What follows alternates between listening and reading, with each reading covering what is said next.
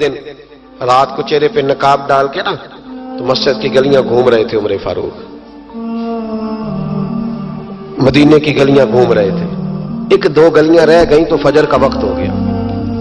تو حضرت عمر اپنے غلام سے کہنے لگے نماز پڑھ لیتے ہیں اور باقی دو گلیاں بعد میں گھوم لیں گے. حضرت عمر نے امامت کرائی تو نقاب اسی طرح چہرے پہ. ایک گلی سے گزر رہے تھے تو ایک بوڑھی اماں بیٹھی ہے خیمے میں، بوڑھی کچھ چہرے سے پریشان لگتی ہے. تو حضرت عمر غلام سے کہنے لگے اسے پوچھو کیوں پریشان ہے؟ ہمارا تو اپنا ابا پریشان رہتا ہے، ہم پوچھتے نہیں، ہم نہیں پوچھتے. ہماری اپنی اماں روتی رہتی ہے کہ چلو 2 گھڑیاں رات کو آ کے بیٹھے گا میرے پاس، لیکن وہ آتا ہے 2 درجن کنوں لے کے اور سیدھا اپنے کمرے میں جاتا ہے اور بیگم صاحبہ سے کہتا ہے کہ 6 اماں کو بھی دے آؤں، اس نے کون سا کھانے ہیں؟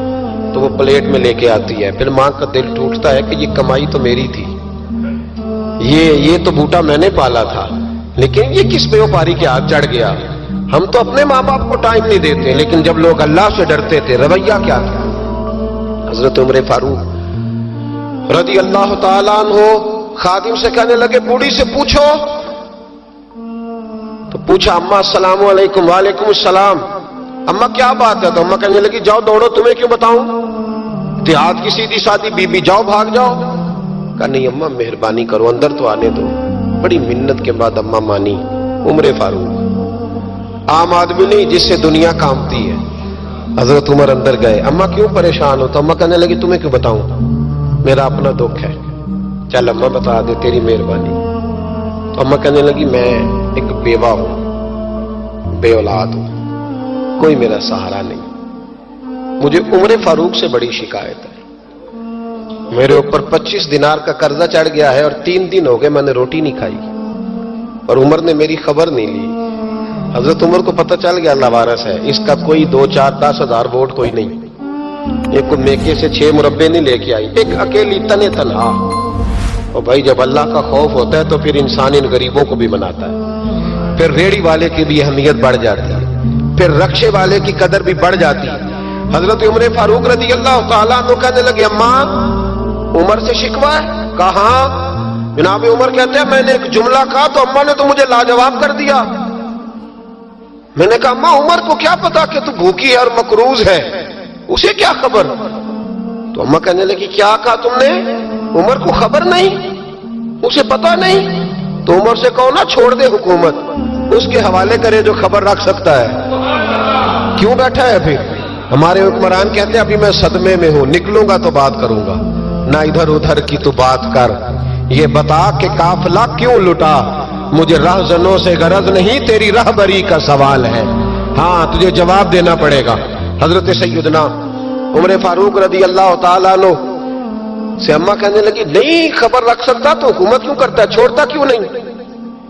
تو حضرت عمر کہتے ہیں میں کانپنے لگا. دوڑے گئے جناب عمر. میں نے کہا اس اماں کا 6000 ووٹ نہیں کہ اس کی قدر کی جائے.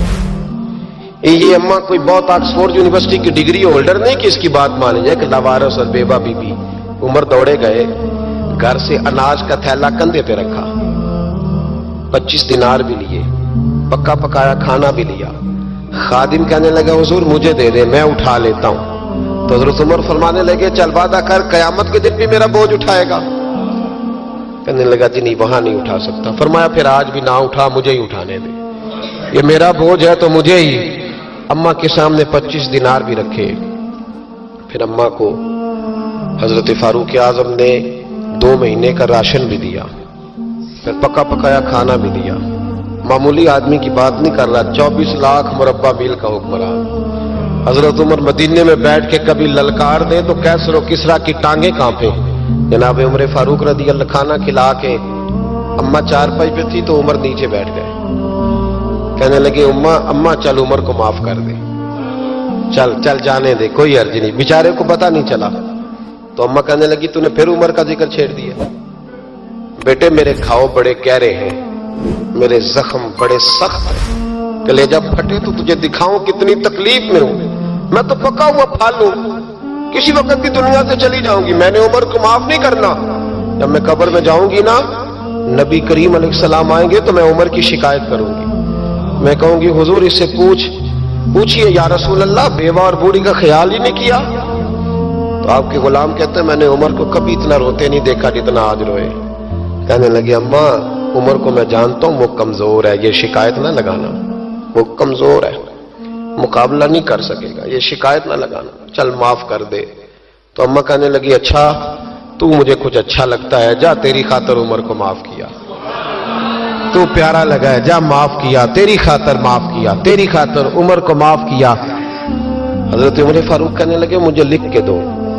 کون اتنے جتن کرتا ہے, کون؟ کسی سے کہنا جا اپنی اماں کو منا لے, تو کہتے ہیں نہیں نہیں میری غلطی کوئی نہیں, تو مناؤ کس بات پہ؟ ہمیں تو 20 دلیلیں آتی ہیں. جا ابا کے پیر پکڑ لے. پتہ ہے نبی پاک علیہ السلام نے فرمایا جس کا باپ راضی ہوگا اسی کا اللہ راضی ہوگا, اور جس کا باپ ناراض ہوگا وہ سارا دن وظیفے پڑھے, اس کا اللہ راضی. یہ ابو داؤد شریف کی حدیث ہے. نا جی بڑی مہربانی, پیسے نہ لائیے گا. اب بات سنیں, وہ بھی میں سمیٹنے کی طرف آ رہا ہوں, ختم کر رہا ہوں, آپ میری بات پہ توجہ رکھیں. عزیز بھائی, نبی کریم صلی اللہ تعالی علیہ وسلم نے جو اپنے غلاموں کی تربیت کی, تو حضرت عمر فاروق کہنے لگے لکھ کے دو, لکھ دو. تو اماں کہنے لگی آپ لکھیں میں سائن کر دیتی ہوں, آپ لکھ دیں میں سائن کرتی ہوں.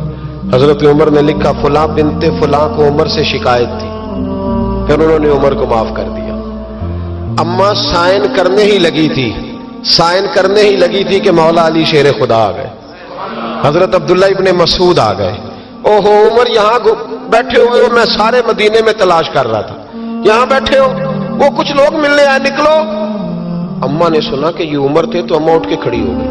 آئے ہائے عمر تھے, آپ عمر تھے؟ تو جناب عمر کہنے لگے اماں تو نے جو کہا ٹھیک کہا, لیکن اپنے وعدے پہ قائم رہا, یہ ذرا